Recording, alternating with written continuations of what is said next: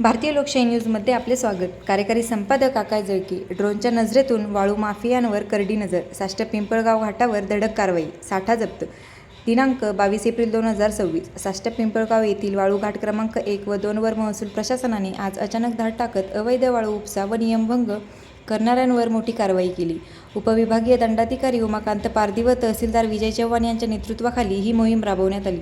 Drone कॅमेराद्वारे पाहणी करत घाटांवरील हालचालींवर बारकाईने लक्ष ठेवत घाट क्रमांक 2 वर 29 ते 30 डंपर उभे असून मजुरांच्या साहाय्याने वाळू भरणे सुरू असल्याचे दिसून आले।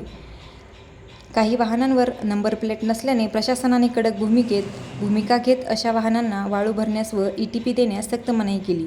घाटावर जाणारे अतिरिक्त 3 रस्ते तत्काळ बंद करण्यात आले।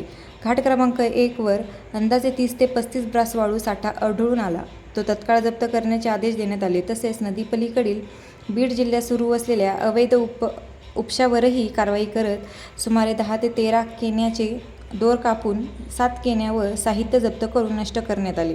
या संपूर्ण कारवाईत तहसीलदार विजय चव्हाण यांनी दाखवलेले धाडस, आक्रमक निर्णय क्षमता आणि तडफदार अंमलबजावणी विशेष ठरली। नियम मोडणाऱ्यांविरुद्ध त्यांनी घेतलेली थेट व कठोर भूमिका ही प्रशासनाच्या कडक इराद्याची जाहीर घोषणा ठरली आहे।